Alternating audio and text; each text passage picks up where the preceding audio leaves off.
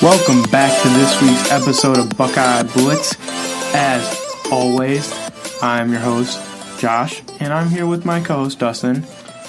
Off of a great fall break, the Buckeyes, all the Buckeyes, not just the football team, the students are back on campus too. Yeah, everyone had a nice break. It was kind of nicely timed with the fall break and the bye week. You know, we got a break from football. Not that we wanted it, but we got the break. And from school, and they got a break from football and from school. Right. It's been terrible coming back.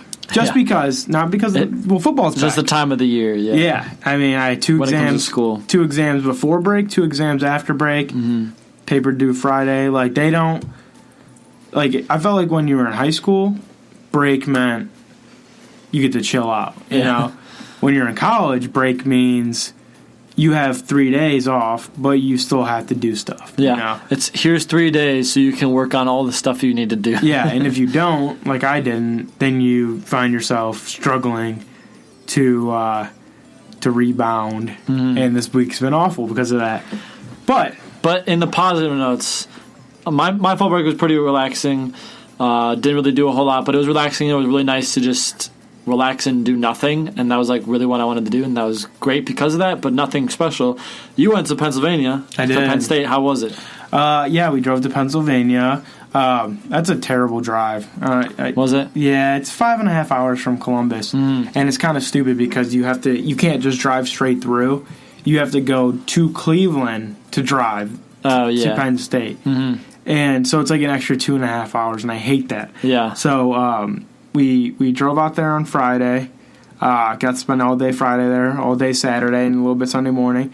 We had a great time. We watched the Penn State-Iowa game, which was worse than watching paint dry. That game was extremely boring. Yeah, it was. And to make not it as worse, boring as the Michigan-Iowa game, though. That is true. It was slightly better. At least the fourth quarter of that game had some scoring. But to make it worse, the LSU game was on.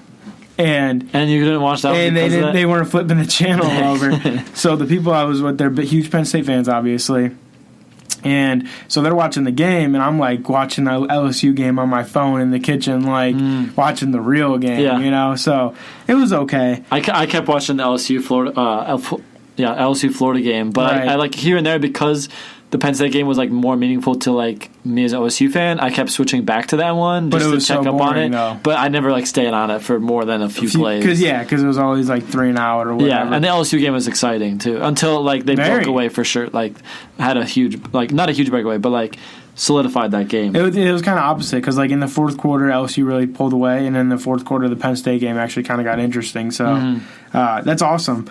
But with that being said, do you want to talk about LSU really quick?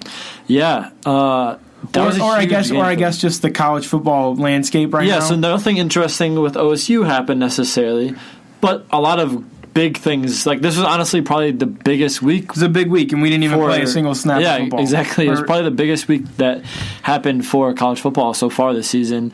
This week affected Ohio State more than any other week, realistically, and we didn't even play. Exactly, yeah. It's crazy.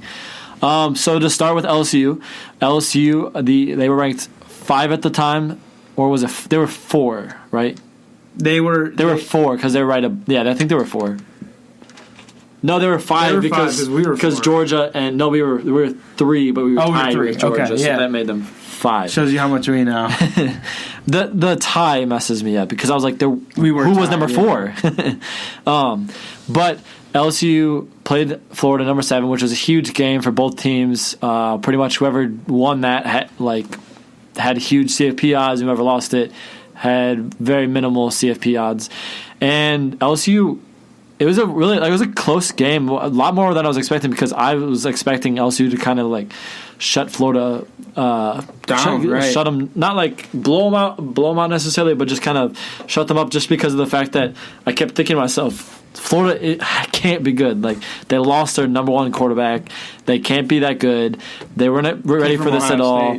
Like they're not like huge recruit team besides like the Florida natives that they have. I mean, which is a good state and everything, but still close to Alabama. So a lot of them go to Alabama or just any team in general. and yet they still had a pretty solid backup that like has been filling in for Felipe Franks, and he's been pretty solid, and I just thought it was defense carrying them, but no, they had a pretty good offensive game as well against LSU, but LSU still came out with it. They got the win, and that jumped them up all the way to 2, which was shocking, but still deserving at the same time in a way, because like there's a reason why they went to 2. Exactly, like they have 2 huge wins against Texas and Florida now. No one else can say that they've had that big of wins. Ohio State didn't play this week. Exactly. And Georgia lost. It sucks because everyone agrees that OSU is a top 3 team, and like it's debatable whether you put them at 1, 2, or 3, but you can't deny that like LSU has been playing amazing against top teams. And the issue with Alabama is just that the preseason rankings, it's hard to put someone down when they were ranked higher before, because the preseason rankings are dumb. But that's how it is, and that's just how it is going to be for now. But it just makes me more interested to see what the CFP rankings are when those come out. I think that LSU's win over Texas was more impressive than Florida. Even though Florida was ranked higher than Texas when they played them. I actually don't believe that either team is very good. Okay. I think that both teams might be a little overrated, to be honest. LSU and Florida? No. Texas and Florida. Oh, sorry. Okay, yeah. So I'm not really fully 100% buying into LSU hype yet. I get you. The reason is, for me, 2 reasons. One, the LSU defense isn't very good. LSU, what have they been known for their last 15 years, since we've pretty much been alive? Defense. Good. I still remember that DB 9-3 game between Alabama and LSU. Right. And I watched that entire game, and it was so boring, but at the same time, I loved it. One of the very first games I remember watching college football was Ohio State and LSU. And I remember Beanie Wells being on the team because I loved Beanie Wells. And LSU beat us, and I was so pissed I cried. Anyways, but yeah, they were sick. That's the one thing. LSU's defense isn't the same defense it's been.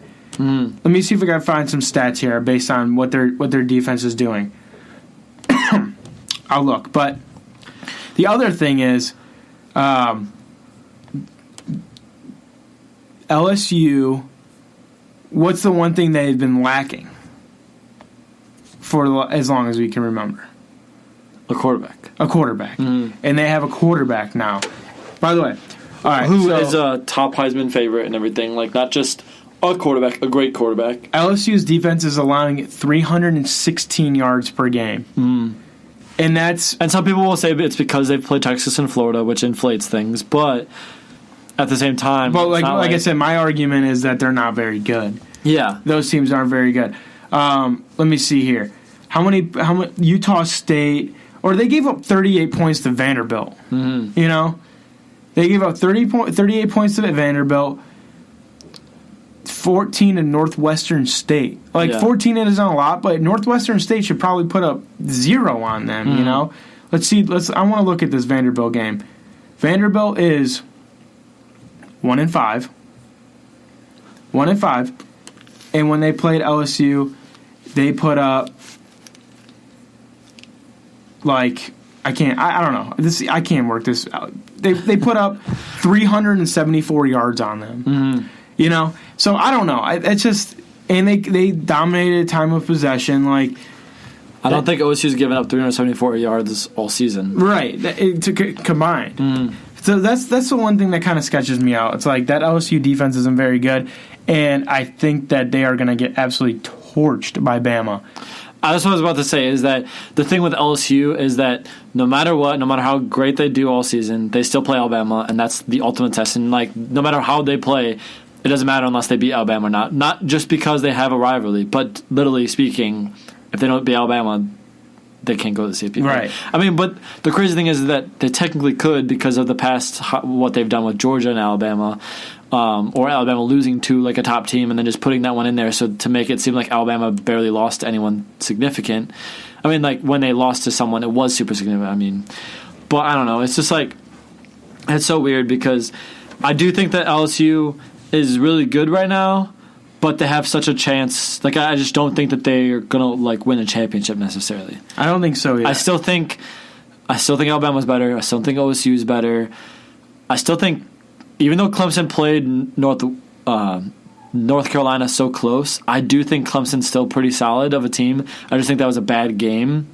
Like, I think when it comes down to it, like, on paper, and, like, they have the best coach, like, they have the best quarterback, I think when they put everything together, because they're also a team that they play such an easy schedule that each game they kind of come into it, like, kind of fluky every week, even, like, in the past few years. They're in trap games every week. Yeah. So, that cannot be good for you. No. You know? And, like, I feel like they just get to the playoff and they just excel every time. So it's like, no matter how they do in the season, they get undefeated, and like, they could win every game by 1 point, but if they're undefeated, they're going into the playoff most likely.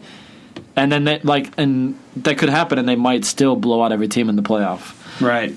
So I don't know. It's like Clemson's still that dark horse that people are kind of like trying to forget about, but they're still legit. But the reason I don't bring up Georgia is because they lost to South Carolina. Right. At Georgia, on top of it, like, in overtime. Exactly. Because of a missed field goal. From it was double overtime. From Gizmo himself. Yeah. Like, I've been, like, that's like probably the kicker I know the best in college football. Besides Absolutely. Dicker. Maybe Dicker and Blankenship are the ones that I know the best. And it freaking misses the field goal. I could not believe that. That game was... And they dropped to 10, and everyone's like, if that happened at the shoe... Yeah. And OSU lost like that... We wouldn't have a football game. Yeah, exactly. But yeah, it was a crazy game. 10's probably pretty fair. If you're being realistic, like, they won't lose a game for the rest of the year. And it was in double overtime. It wasn't like the Purdue blowout, for example. Right. Who's the real loser in all of this is Notre Dame. Because Notre Dame's good loss from Georgia turns into that they lost by like a touchdown, so like Notre Dame's only argument if they go undefeated, which they're not going to get into the CFP, but if they go undefeated, their only argument is well, they won't now, but they're like if they win out and everything. Yeah, so if they go undefeated besides their one loss to Georgia, their one argument would be like, oh, well, we lost to Georgia, you know? Like a one-loss Notre Dame team or a one-loss Ohio State team. Ohio State loses to Michigan State.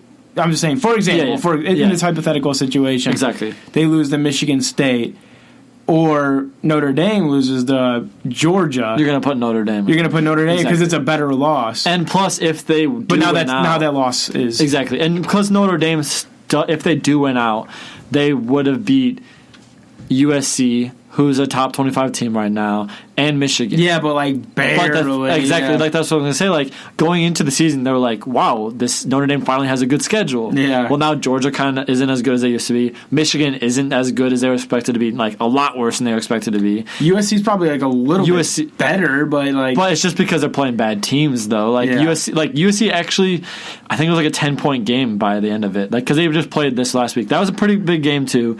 That was another one that I was trying to watch a little bit of it, too. But there was like a really solid amount of like games on at that time. Like this weekend was like the best weekend for college football. It was a really good weekend. It really was. Yeah, because the one game that we haven't even talked about, which is also huge for OSU, was the Red River Showdown between Oklahoma and Texas. Number 6 Oklahoma versus 11 Texas. That game was one of the games I watched the most of because it was so big for our team. Because most of the time I'm hoping like the other team. The higher seeded team wins because then you just have no confusion, no extra teams in it, you know, because if you, like, say Alabama loses, then you have another team that is into this, because you're not going to just say, oh, Alabama doesn't deserve it now because they have one loss. Like, right. But the thing with Oklahoma and Texas is that I felt like if Oklahoma wins, now that's a 6th team that's in the run for it, and now you add, like, oh, if Oklahoma wins out and we win out, you have to pick someone to put in there over, like, between the two of us. You're not going to put both of us. Like, you could, technically, but it becomes more... There's more teams that make it difficult. But if Texas would have won, then you have Texas with one loss still to LSU. You've got Oklahoma losing to Texas. But I guess you could say, then again, they do play each other again at the end of the season. Won't, right. And Oklahoma could beat Texas, and then they void that loss like they did last year. Right. But it doesn't matter because Oklahoma won the game. And it was pretty close still. It was a touchdown game, but Texas scored late with like a minute and a half left to go. Which is close. They could have still absolutely won that game with a minute and a half to go. But the craziest thing about that game, though, was the fact that it was technically a defensive heavy game. Like, it ended up being high scoring. It was 10-3 at halftime. Exactly. Like, the whole game, it kept just punt. Like, I thought it was going to smash the over. Whatever the over was 79. Yeah. And I thought I was going to smash that. Like, because last year it was a super high score. I'm like, game. Oklahoma can't play defense. Yeah. And Texas can't play defense, right. It's just a Big 12 thing. And they play defense, but at the same time, can you say that those defenses that we're playing are still better than Alabama, Clemson, Ohio State, LSU, Georgia? Like, I still don't think so. This is what I'm talking about with Texas. So Texas so far has played, they're a 2-loss team. They lost to LSU and Oklahoma, which is fair. They're both pretty good teams they lost to. They beat Oklahoma State by 6 points, come back and beat West Virginia by 11. Yeah. And, West Virginia's not good. They're 3-2. That's what I'm saying. Like, I think Texas is not back. They're kind of frauds. Yeah. I'm trying to see. This was their best chance to be back, and they kind of screwed it up. They already have 2 losses against good teams, but still, if you want to be truly back, you got to beat the good teams.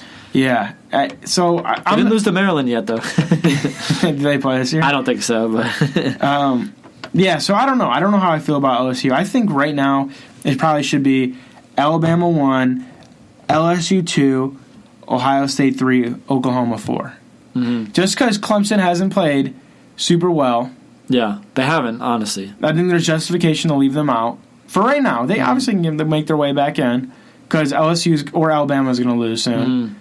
Guaranteed. One of those two teams is going to lose because they play against each other.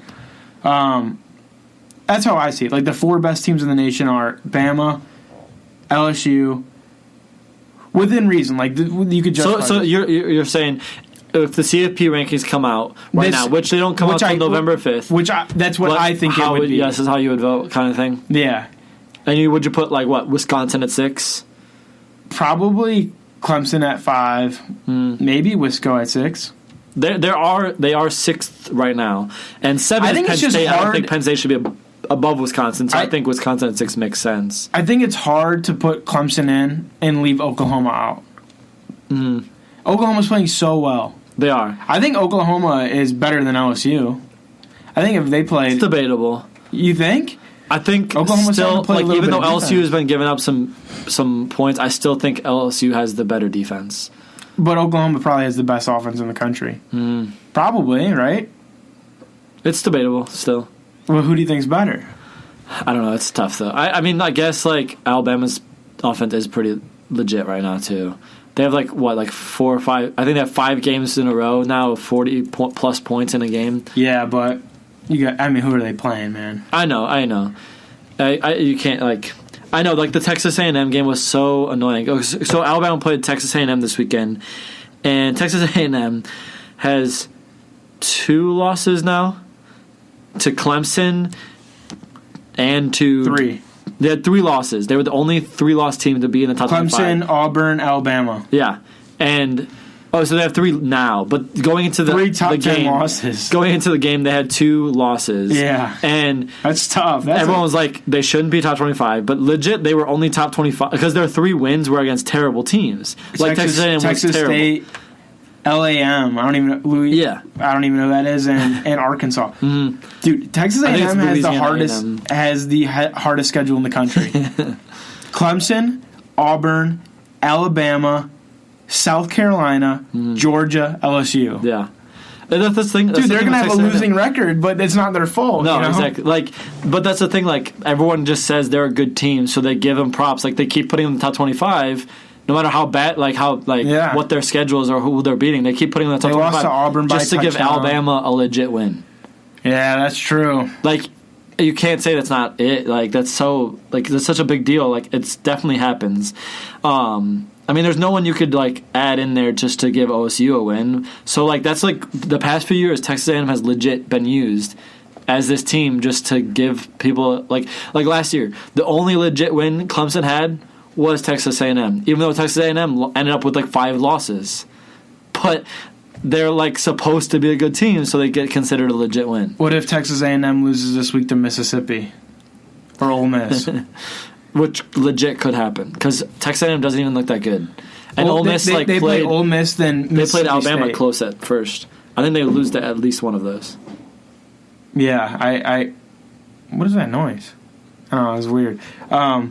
Yes, I think they either lose to Ole Miss or Mississippi State, and there's no justification for a 4-loss team, a 3-4 team being in the top 25. No, definitely not. Absolutely not. 5th in the SEC. Especially when you had Minnesota not in the top 25 at all. Well, they were undefeated. They just got in now. The Aggies aren't in the top 25 now, though. Yeah, which would make sense. I mean, because they were 25, and then you lose, you can't keep them in there. But right. I almost guarantee they sneak their way back in there after these 2 wins. If they win the both games. But, so just looking at rankings-wise, so the top 10, you've got Alabama, LSU, OSU. Yeah, there's still 3, right? No, they went to 4, didn't they? Ohio State's 4, yeah. Yeah, because Clemson is still above them since they were 2, and you can't just make them all of a sudden below us after they win, and OSU still wins. I mean, it doesn't even play. Sorry, but you've got then 5. You've got. Sorry, I'm researching, trying to pull it up as I say this. But 5, Oklahoma, Wisconsin goes up to 6, which is a big deal because Wisconsin, even though it wasn't talked about as much, this was a huge result for OSU. So Wisconsin goes in, plays Michigan State, and they win 38-0. What are your thoughts on that? Wisconsin has a very good defense. Mm-hmm. They do. That's my take. It was at home, so that's OSU's was at home too, though. Mm-hmm. We give up 10 points. They score 4 more points than us. I think, though, at the same time, as big as a win as that is for Wisconsin, especially when you compare it to Ohio State, I still think it means nothing. Yeah. When you compare the 2 teams. I think it just makes that game an even bigger game when we play them next week. But, I can't wait for that game. That's going to be the game of our season. College game day has to come, right? Oh, yeah. What, there's no way there's a game better than that. Well, what's going to be interesting is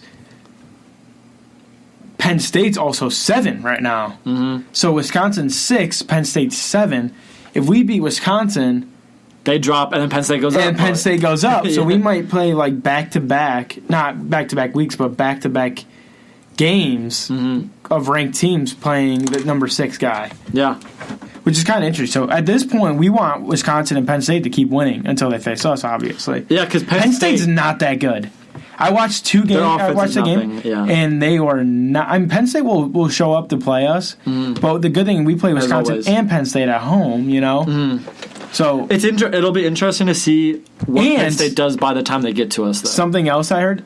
Up until this week, James Franklin was he was defeated. James Franklin was defeated in ranked away games. He had never won one until this week. They played at Iowa, which is, no offense, a shitty ranked team. They're awful.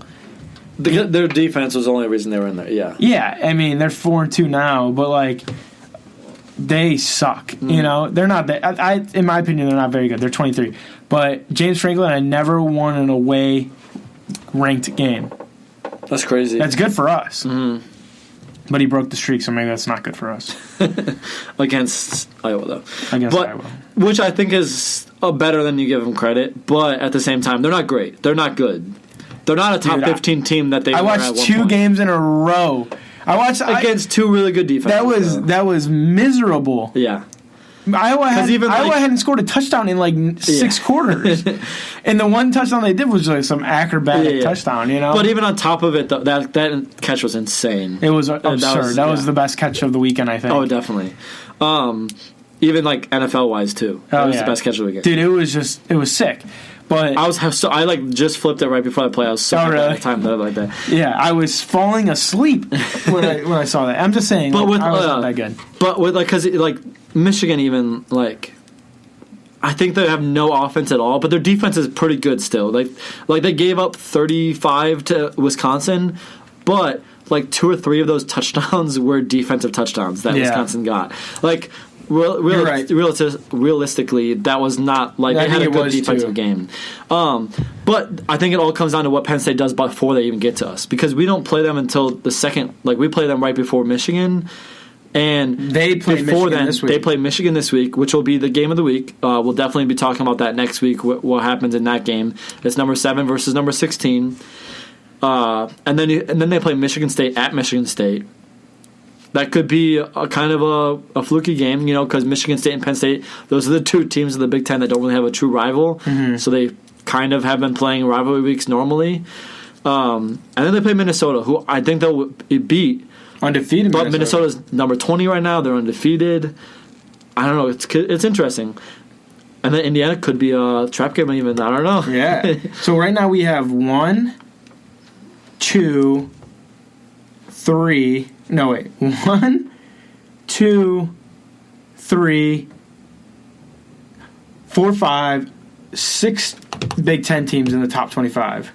That's pretty damn good. Which I'm sure is like still. It actually might be like tied with SEC at this point. SEC has 1, 2, 3, 4, 5.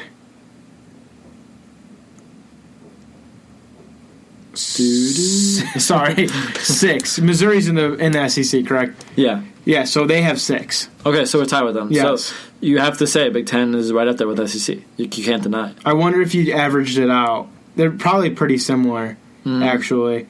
The Alabama number 1 kind of inflates and it. LSU number 2. So there's probably still the edge on us because we have 4, 6, 7. They have 1, 2, 9, 10, 11. 9, 10, 11? Yeah. Because they have what? Auburn, Georgia, and Florida? Florida, yeah. Auburn should not be 11. They're so bad. But, anyways, yeah, really, Auburn should not be 11. I don't understand that. Like, what win do they have? I think the American has more top 25 teams than the Pac-12. I'm not even joking. I would honestly do that. Pac-12's terrible. Pac-12, okay, I lied. Oregon, Utah, Boise's in the Pac-12, right? Boise? Yeah, Boise State. Yeah, I'm pretty sure. That's 3. They're in the Pac-12. 3. Yeah, they have like 6 as well, actually. But anyway, sorry, this is bad pod. We're just roasting teams and stat crunching. We're big analytics guys. All right, well, I'm gonna move on to something else then. Okay. So, something that was my favorite thing on Twitter this weekend was that like OSU kind of like owned Twitter without even playing a game. But the SEC network, they posted a graphic, which is an ESPN owned like affiliated thing. And so I'm not surprised by it at all. SEC Network posted, who is the real DBU? LSU versus Florida. And they compared each team with the stats for the amount of DBs drafted in the last 5 years, DBs drafted since 2010, DBs drafted since 2000, and then DBs drafted in round 1 and 2. So they both really impressive numbers, but OSU takes that graphic and they post their own graphic, and they put their stats next to it. Yeah. And they say, the real DBU, question mark. Right. So just to compare, DBU's drafted in the last 5 years. OSU's tied with the Florida for the best. DBU's drafted since 2010. They are tied for second between the 3 of them. DBU's drafted since 2000. They have 6 more than both of the teams. DBU's drafted in round 1 and 2 since 2000. They have 2 more than both teams. DB's drafted in round 1 in the last 5 years. They have 5, while the other 2 teams have 2. DB's drafted in round 1 since 2010, 6, which is more than both teams. And then DB's drafted in round 1 since 2000. They have 11, while both teams have 6. So is it even a question who the real DBU is? We were watching the Big Noon show, the Fox Big Noon show, and because that's the game that they were talking about was the LSU game. And I can't remember who it was, but they were like, oh, who's the real DBU? And I think it might have been I don't think it was our guy Brady. I don't think it was Brady. And then Urban's not on the noon show. I can't remember who it was. He was there for the Oklahoma game this weekend. Was he? Which was the new game. So yeah, Urban was there. Well, he's not on like the big noon show. Oh, okay, yeah. Yeah, I don't. It's confusing, but he was there, but he wasn't on the big noon show. Yeah, whatever. The college game days type setting that Fox does. Anyways, I can't remember who it was, but they're like, all right, I'm gonna stop you right here because we all know Ohio State's the actual DBU. You know, you're just competing for second place, and I don't know why it's like it's that SEC bias. Exactly, it's that SEC ESPN's SEC bias, but and then guess what? We're going to have the number one DB in the draft again this year with Jeff Okudah, which is becoming more and more like legit. And Jordan Fuller, don't forget he's going up there too. And Damon Arnett's becoming somehow serviceable. Like I legit didn't think he'd beat anything this year, like especially after not even having a chance this past year, and he's becoming pretty legit. I'm loving it. I really did not expect that. I really loved seeing that, and I was like.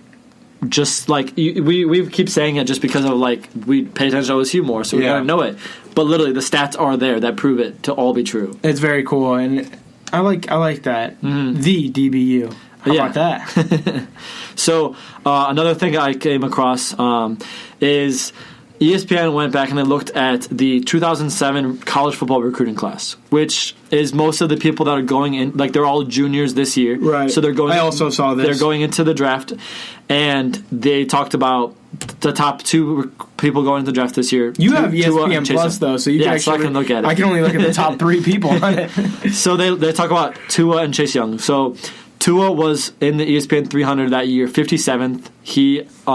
They're re-ranking it as him as the number 1 recruit. Fair. Chase Young was 27th, which I thought he was a higher recruit than that, but he wasn't. He was 27th. Is it per position or overall? It's overall. It has to be overall, it's the ESPN 300. Okay. And they have him as the number 2 recruit now. Jerry Jeudy, Alabama receiver, he was 20th now. They have him at 3. Jeff Okudah, he was the number 7th recruit in that year. They have him at 4. So he actually moved from 7, which is kind of insane to do. That is actually crazy. Mm-hmm. That's crazy. He's the only guy from the top 10. I saw Sean Wade went down. 10. Did he really? Look up type Sean Wade or something because I don't know how you do that, but Sean Wade must have been recruited higher than what they project him to be at. Mm-hmm. But Sean Wade was originally 6th, and now he's 45th. Probably because he's in his junior year and he's still not like the best DB, but he's still pretty good. Yeah, like the fact that we have 2 or 3 guys from that recruiting class because Brendan White was probably in that recruiting class. That's pretty sweet. Yeah, that is pretty sweet. Hey, we are DBU, so of course they should come to us. DBU. But Wyatt Davis is on there. He was the 38th top recruit. They have him at 43 in the redraft. That's not bad. I forgot about this too. They came. I've been reading some mid-season All-American teams because it's like we're at the mid-season mark, which is insane because it does not feel like that at all. It's our senior year is going super fast. Seriously. But J.K. Dobbins, he was at 44. He was at 17. Then Wyatt Davis, Sean Wade. So J.K. went up? Yeah, he did go up. He went significantly up.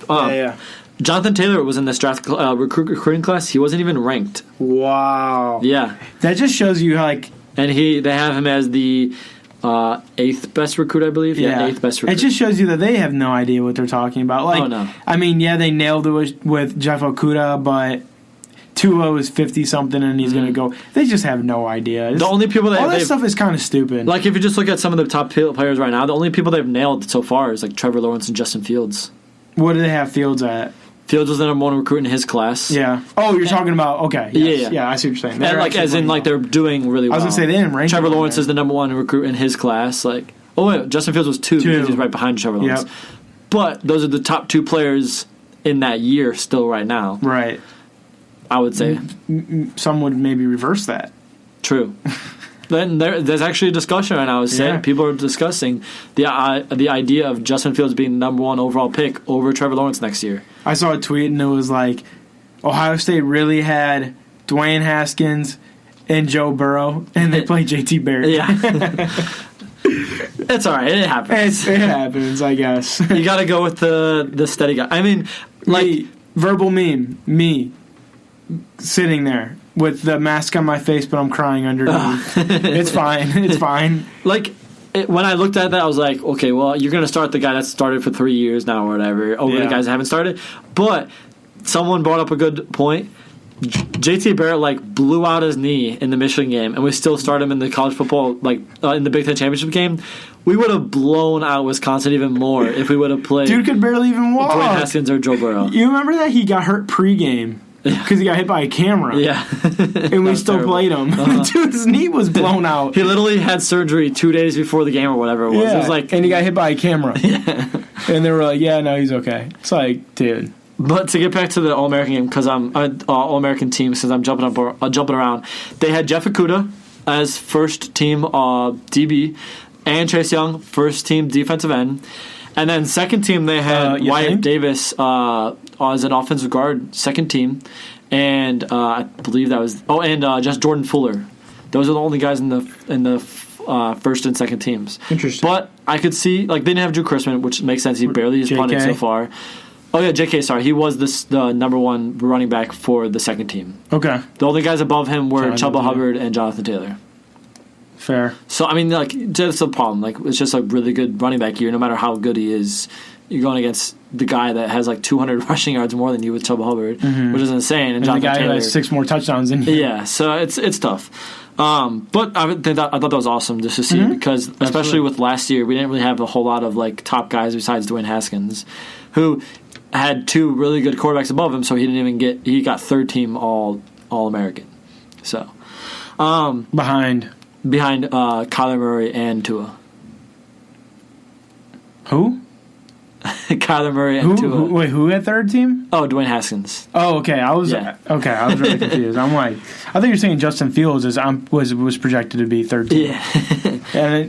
But like I talked about Justin Fields possibly being a top pick, like the first overall pick possibly next year, or at least the second quarterback taken. Yeah. That's insane though to go with no quarterbacks for like forever. Drafted in the first round for an OSU guy. And then I can't even remember. And then we're going to have back-to-back quarterbacks drafted for back with Joe Burrow this year. Technically, yeah. You think he's a first-round quarterback? Why not? He's about to win the Heisman. Yeah. I hope he is. He should be. I got some... I wish I watched more Joe Burrow. I'm going to sit down and like watch just some tape on him. All right. You do that. Okay. Let me know what you think about him. I will. Give us some analysis next week. Or next good. time you give a good game. He is good. So some quick team updates on some interesting facts. OSU, even though we haven't played, we are still the only team in the FBS that has outscored its opponents by 40.5 points per game. That's the highest outscoring scoring differential between our opponents, and we have outgained our opponents by more than 300 yards per game. They were the only team to do that. Wow, that's absurd. It is. And that's after Alabama just had a blowout again. And that's crazy because LSU puts up 550 yards per game, and they don't even do that. Yeah. And then also, OSU is number 1 in the nation in overall defensive grade with a 96.5. Wow, what? This is according to Pro Football Focus. What? Yeah. All right. And we were number 1 in the nation in overall coverage grade, 94.1. That makes sense. You know. And we are number 1 in overall pass rush grade with a 92.9. Also makes sense. Got Chase Young. We also lead the nation in sacks with 28 sacks, and that's even after having a bye week.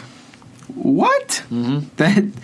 See, the thing that's different this year is that Ohio State always had good DBs, obviously. Our defense last year was awful in the 50s nationally. And our defensive line was good, but Clemson always had a better defensive line, you know? Yeah. So it just shows you how this year is a little bit different. Oh, I guess it could have changed. This was posted a day before. It was Friday. Okay. So it could have been changed. I will get back to you on that. Okay. But regardless, every team has a bye week, so. Exactly. Even then, if we continue the pace we're on pace. Mm-hmm. Let's look at college football team sacks stats. But to move on into the NFL, because the OSU blew up the NFL world this week. Obviously, Michael Thomas. Obviously, Zeke. Two of the top players, respectively, for sure earning their paychecks. Yeah. Michael Thomas had 8 catches for 89 yards, and he currently leads the league in receiving yards. Terry McLaurin had 2 touchdowns versus the Dolphins. He had 4 catches for 100 yards. That was his best game of the season after coming off of an injury and then a kind of a rough week. 5 touchdowns in 5 games. Mm-hmm. He's only player to do that ever. Yeah, he's currently second in receiving touchdowns. And he's a rookie. Like, if he doesn't, I really think he has an amazing chance for Offensive Rookie of the Year if he continues his pace. Absolutely. Like, the only guy he has competing with is Gardner Minshew and like maybe Josh Jacobs. Right? Because he's kind of been up and down still. Right. And he also has 50 plus receiving yards in every game this season. That's actually absurd that we're even having this conversation. You know, who would have thought? I know, never. Us. We would have thought. Yeah, and he had two offensive OSU players who were drafted above him, Dwayne Haskins and Paris Campbell. I'm still waiting. The jury's still out on Paris. He hasn't really had too much of an opportunity. Yeah.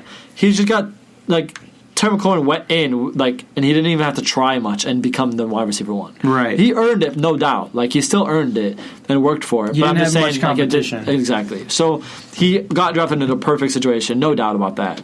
But to continue, Curtis Samuel had the catch of the week in the NFL. Curtis Samuel was having a very good year. Yeah. Everyone talked about him going into the season. And he blew up this week. It was his best week. He had 4 catches for 70 receiving yards and 2 touchdowns. One was a rushing touchdown, one was a receiving touchdown. Kind of going back to his good old days of OSU, getting the rushing and the receiving action. Carlos Hyde comes out of nowhere and blows it up against the terrible Kansas City rushing defense. He had 26 carries, a rushing touchdown, and 116 rushing yards. Malcolm Jenkins, shout out defense here. Let's get some defense guys out there. He had 1 pass deflection, 8 tackles, and a forced fumble, even though they lost against the Vikings. Marshall Lattimore had an interception, 3 pass deflections, and 3 tackles against the Jaguars. He shut up Gardner Minshew, the Minshew Magic. Minshew Mania. Sorry, that's what it was. I'm just kidding. I'm mixing it up with Fitzpatrick. John Simon, don't care for him much because he's with the Patriots, but he's got the most Super Bowls probably of current OSU players, I would say. He had 2 tackles, an interception, and a pass deflection. Cam Hayward had a good game against the Chargers. Yeah. Didn't he get hurt though? I'm not sure. I didn't watch that game at all, honestly. I turned it off after the first quarter. It was so Chargers boring. Are so terrible. It's disgraceful that they lost to a third-string quarterback. Well, go ahead, continue. Raekwon McMillan, 9 tackles. He's been silently a good year. Yeah. Doesn't PFF have him as one of the best linebackers in football? They do. Which, even Miami Dolphins fans still like Jerome Baker more, which is kind of crazy that Raekwon McMillan is the best player. Raekwon, he was drafted pretty high, 3rd round or second round. It might be 2nd round, yeah. And then he tore his ACL the first year, so they kind of forgot about him. But he's quietly having a pretty good year this year, a bounce-back year, because he was drafted 2 years ago. So last year was technically his rookie year. Yeah. Not technically, but last year was the first year they actually played, because his rookie year he tore his ACL. And the last guy, obviously Zeke had a great game. He had 28 carries for 105 rushing yards, a touchdown, and then 5 catches for 47 receiving yards. Great fantasy day, even though they sucked in that game. If you were to guess, Raekwon was 2nd round, drafted 2017. Yeah, if you were and Jerome Baker was 3rd round. If you were to guess what 24/7 Sports ranked Patrick Mahomes coming out of high school, nationally ranked, what would you say? Patrick Mahomes? Yeah, so you know how you said Chase Young was 27, Tua was 50-something. What do you think 24/7 had Patrick Mahomes as his national rank? First of all, no. Is he in the 300? No, he's not. I was going to ask you, do you think he's in the 300? But that would be too obvious. I would assume it's because of the baseball aspect, because he was kind of playing both. I don't know, honestly. I'm not sure why he's ranked so low, but he was ranked 398th in the country. 398th best football player in the country, and he's no doubt. Like, I don't even feel ashamed saying he's no doubt a Hall of Famer, you know? Isn't that crazy? Yeah. He's probably the best quarterback in football right now. Some can make an argument for Russell Wilson, but not much beyond that, you know? And it just shows you that nobody really... The ranking stuff's so stupid. It is. It's honestly, like, means nothing in the grand scheme of things. Right. Especially when in the NFL.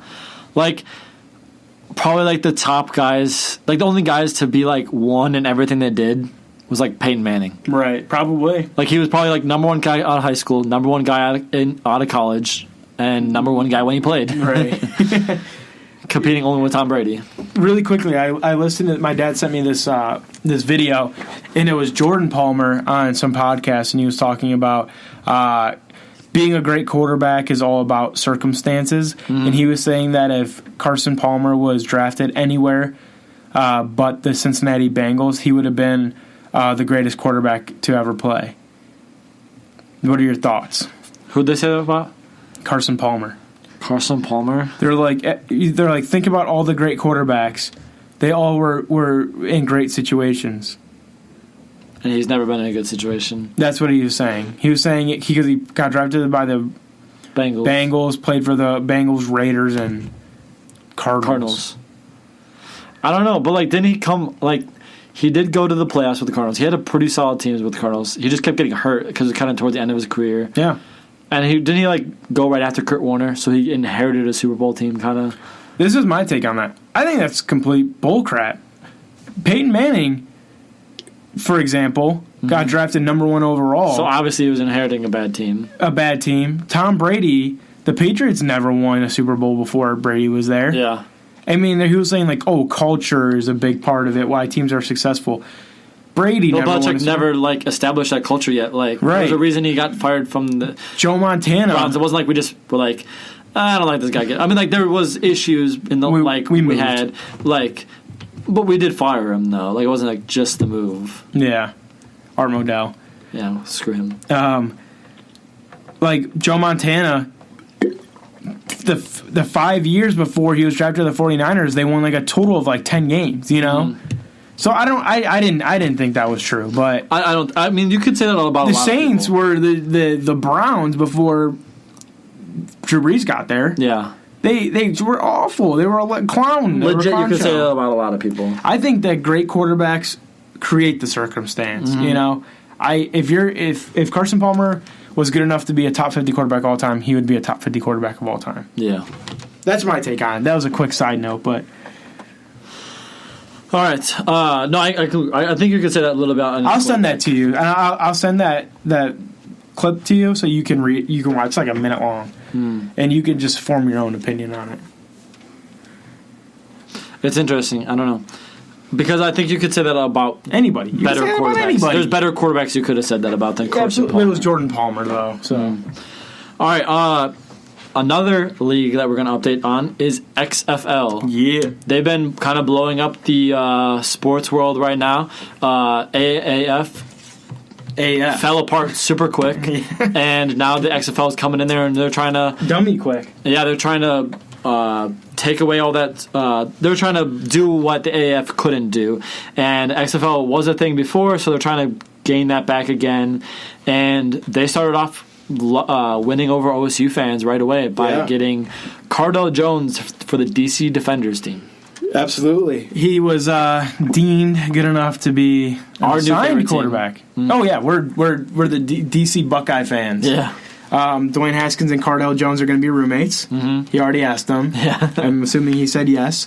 Partially because Dwayne Haskins is making millions and Cardell's not. And DC is one of the most expensive places to live. How many Buckeyes? I bet even though they can afford it, they probably most of them live in Maryland still. Oh, absolutely. Yeah. Why wouldn't you? Exactly. Yeah. Why would you want to live in DC? That's crazy to think about, though. Yeah. I mean, when I went to DC, every time the last time I was in DC, I stayed in Maryland. Like I had to take an Uber to Maryland every time. I stayed in Virginia. Yeah. DC is so weird in that aspect of things. Yeah, I stayed in Arlington, which is technically Virginia, because it was so much cheaper. Exactly. But I paid like $11 for a basket of chicken fingers. They smacked, but they were like $11. Are you kidding me? But yeah, go ahead. But yeah, they are like the DC Defenders are legit the DC Buckeyes. Like you got the New Orleans Buckeyes in the NFL, and then you got the DC Buckeyes in the XFL. Right. Because on top of Cardell Jones, you have Chase Ferris, old guard, now with the DC Defenders, and then you got Tracy Sprinkle, the defensive end, former Brown, and then also was with the AAF teams, and then you got Doran Grant, cornerback, DBU. Shout out him. He was also on an AAF team, correct? I believe he was. Yeah, and there's some other guys that were up for getting picked with like Malcolm Pridgeon, Dante Booker. Maybe they still will get the chance. Neither of them have any NFL experience, where Tracy Sprinkle had a tiny bit. Well, Pridgeon has little experience. He had some practice squad experience. I don't think Tracy Sprinkle played in any game, but I think he played in preseason games. I wonder if Malcolm didn't get drafted because he decided he'd rather stay with the Browns. That's possible. Same with Dante Booker. I'm sure he's with the practice squad. I mean, that's why JT didn't go into it. I could see him eventually going into the XFL. Do you think that's why? I mean, JT is with the Saints practice squad right now. No, he's not. Seahawks. No, he was with the Saints, and they loved him. But since they had Drew Brees, Teddy, and Taysom Hill, they're like, well, we don't really need you. So they had him on practice squad, and they just kept bringing him on, cutting him, bringing him on. And then after the season, they just cut him. He went to the Seahawks, became their practice squad quarterback, and Russell Wilson loved him because I guess he's just like the perfect practice squad guy. I'm sure. But they cut him because they just didn't need him as much once training camp was over. But then once Drew Brees got hurt, they signed JT Barrett, and I'm almost positive. Because Teddy was that practice squad guy that they would use. Right. I mean, like the scout guy, but Taysom Hill's not really not really a scout guy at all because he's not a traditional quarterback the way he plays, and they wanted him to still practice with the ones sometimes, so they signed JT, which I think makes sense. But I could see JT not really being an XFL guy because I really think he's still meant more to be a coach. I think he'll end up being a coach somewhere. Do you want to know where Dante Booker is? Is he with the Bengals? He is with the Arizona Cardinals. Yeah, okay. I just guessed because I think just because he might not even be on the team everyone anymore. Is with them right now. It seems like everyone's with the Bengals and Redskins and Dolphins, and then besides the Buckeyes, but newest people. I mean, JT's still with the Saints. Okay, good for him. Because he's technically the number 3 quarterback because they needed a third quarterback while he was gone. He'll probably get cut once Drew Brees is back, which is unfortunate, but he's such a good practice squad guy. Everyone is saying, like, when you got Russell Wilson and Drew Brees talking super highly of you, that's a pretty good group of people to talk about. Yeah, pretty good company. And Sean Payton loves him, too. That's another good guy to talk about. Maybe Patriots.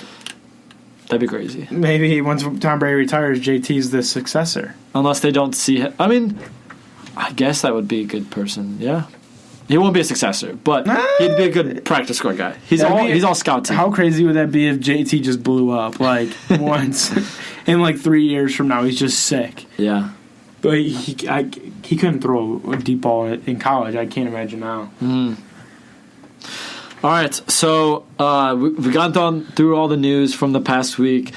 Now let's go through a quick preview because there's not a whole lot to say about it necessarily, but a quick preview of the OSU Northwestern game. So Northwestern is 1-5.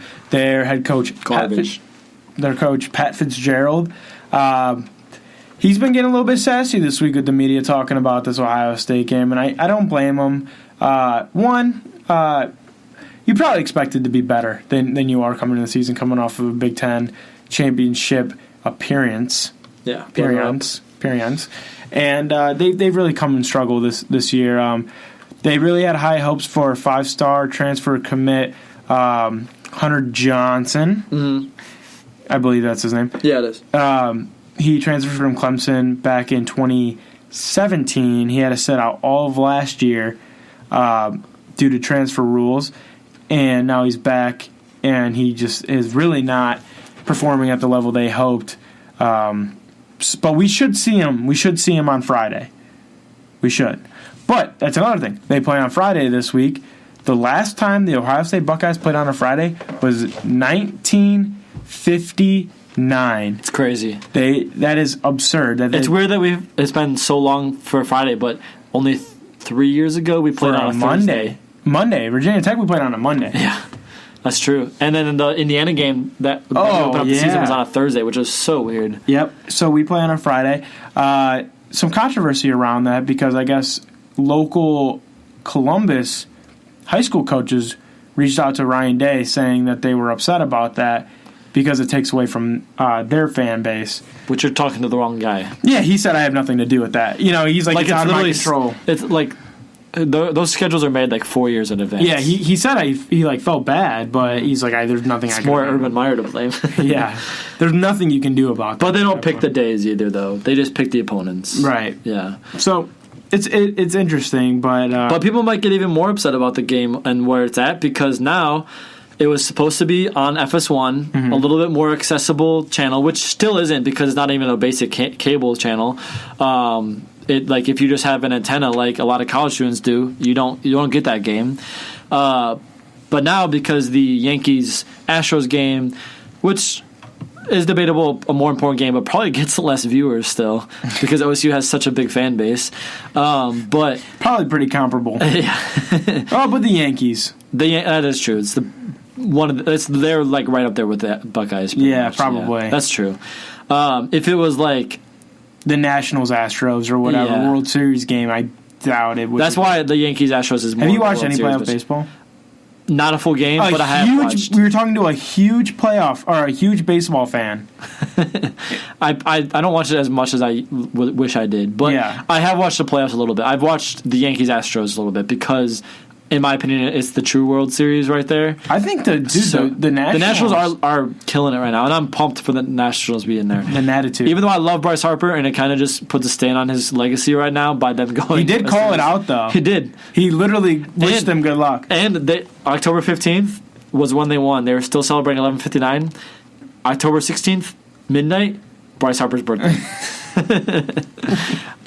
Hate to see it. He's bringing a championship to DC. But what a clown. Yeah, that sucks for him, honestly. That's funny.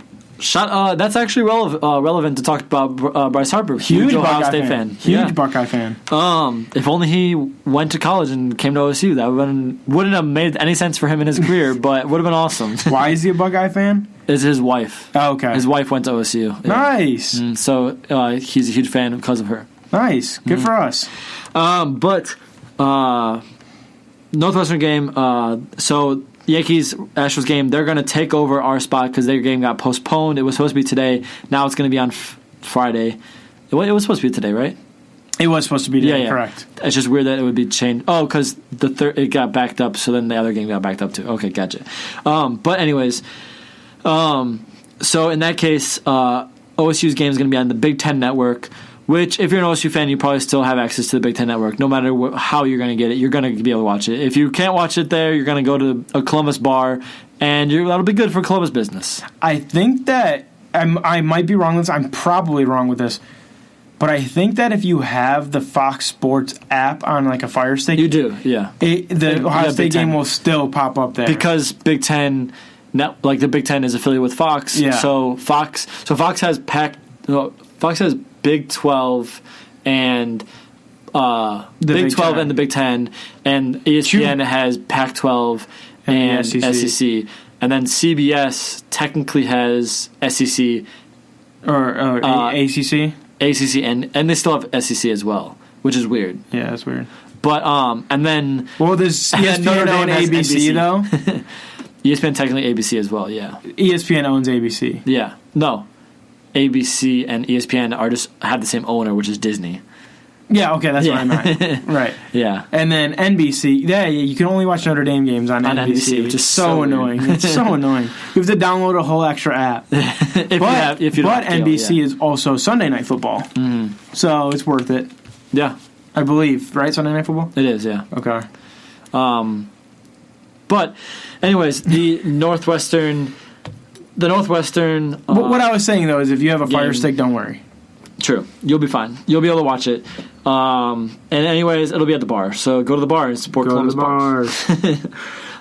Josh and I plan on watching it together at the bar. So this will be the first time Dustin comes out and experiences the away game tradition of going to the bars with me. With you, yeah. I have watched OSU at a bar, though. It's a good time. But the OSU game with Northwestern, even though it's a Big Ten championship rematch and they're trying to really hype that up, not much to go through with that game. As you were saying, Northwestern 1-5. If you had to guess how much OSU is favored by, what would you say it is?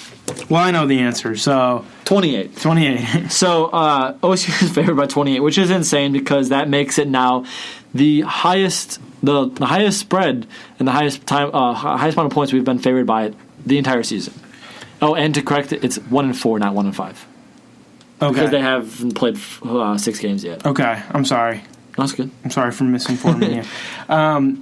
The only thing I'll say about this game is nobody on the Ohio State team currently has played away at Northwestern because last time we played them at Northwestern was 6 years ago.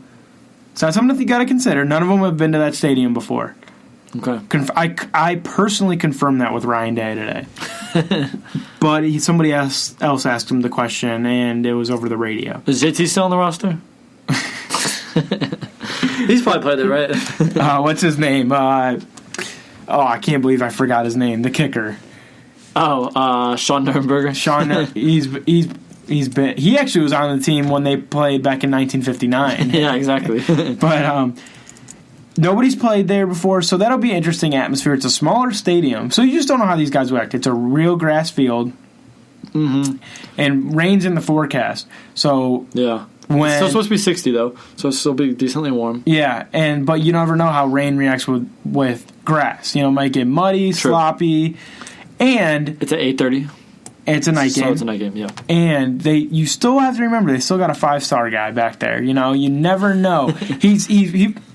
He hasn't been good up to this point, but you literally never know when that guy might turn it on. Yeah, he earned the 5 stars for a reason. This might be his breakout game against us. Hope not. So that's just something to look out for. Yeah. The stadium is named Ryan Field, so it is Ryan Day's field. Ryan Day's field. He should blow him up. Named after Ryan Day. Yes, obviously.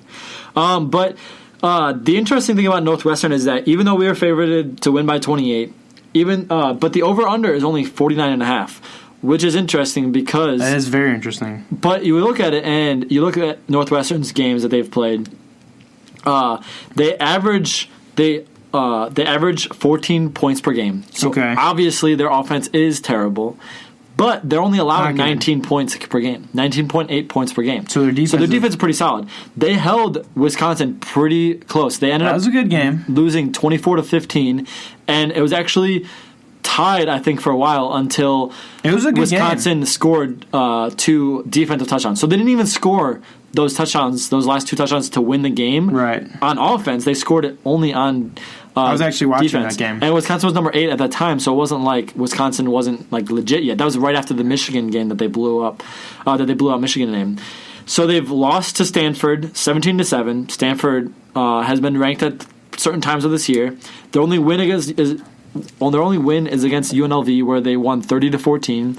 They lost to Michigan State 31-10. So if we can beat Michigan State by a bunch, we can beat them. They lost to Nebraska 13-10. So they held Nebraska to still to 13, but we also were able to beat them handily. Yeah, exactly. So I think that if they're gonna beat us, it has to be by holding us to 14 points, basically. Right. Which is basically impossible.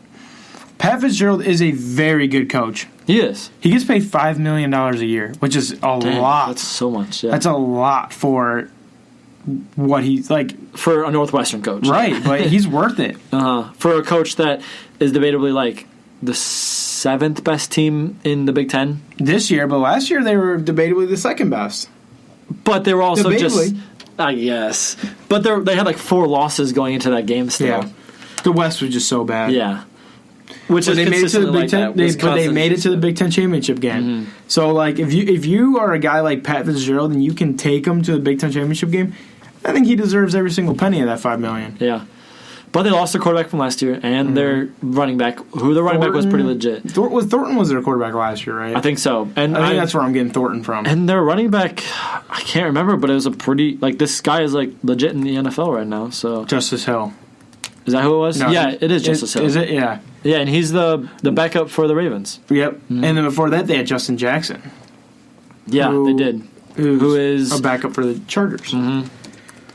So they put out some good talent. I mean, I'm saying don't sleep on them. You can nap on them. Oh, it's not Justice Hill. Justice Hill is Oklahoma State. Maybe it wasn't. Oh, Northwestern. For sure, Justin Jackson. No doubt, Justin Jackson. All right. While I look this up, give me your score prediction.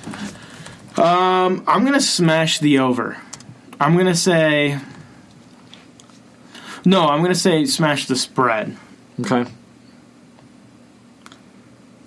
I'm going to say 38-7 Bucks. 38-7 Bucks. Yep. Their quarterback was Thorson, not Thornton. Okay. I knew something like that. Something super goofy. Who is their running back? I thought he was pretty legit. The running back. What was your score again? 38-7 Bucks. 38-7 Bucks. That's actually a pretty. I could go with that one because. You could say why us only scoring 37,